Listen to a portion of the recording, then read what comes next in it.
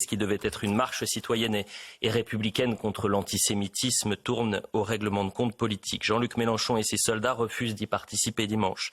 Yael Braun-Pivet et Gérard Larcher ne veulent pas être aux côtés du RN. Les Verts, le PS, les communistes veulent former un cordon sanitaire contre la dite extrême droite. Quant aux drapeaux israéliens, ils seront interdits à cette marche dimanche. Philippe de Villiers, les hommes politiques sont-ils en train de gâcher un moment aurait dû, le sera peut-être historique? C'est indécent vis-à-vis de nos otages, de nos familles d'otages, vis-à-vis de nos morts, vis-à-vis de nos compatriotes de confession juive, qui attendent de nous une attitude de fermeté par rapport au nouvel antisémitisme.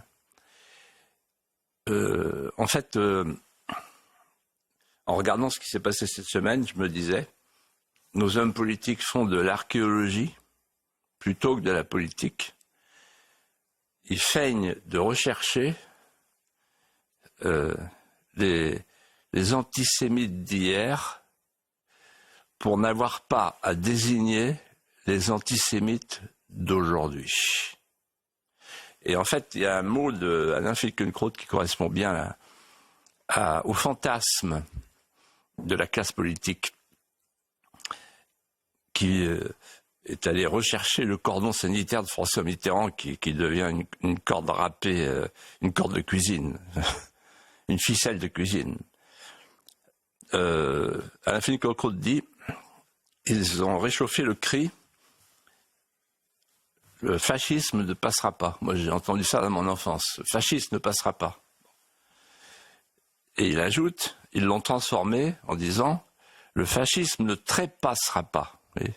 C'est-à-dire qu'ils ont besoin d'inventer un fantasme du fascisme pour justifier la distance sanitaire, pour ne pas être contaminés avec celles et ceux, les patriotes, qui en fait constatent que l'histoire leur donne raison.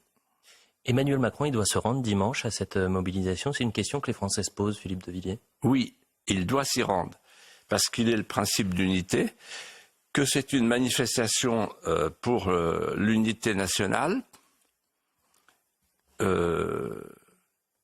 et parce qu'il faut choisir son camp.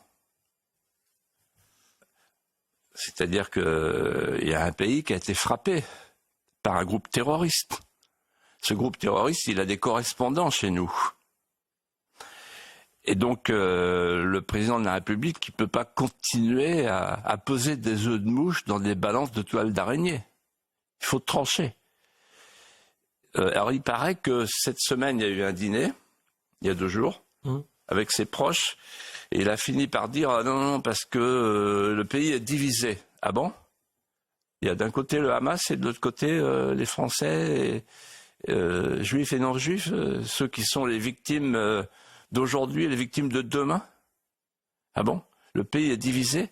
C'est l'idée de la partition de Hollande. Ces gens-là font la partition et après ils la regrettent et c'est une raison pour eux de rester au chaud à l'Élysée, à regarder Madame faire sa pelote de laine.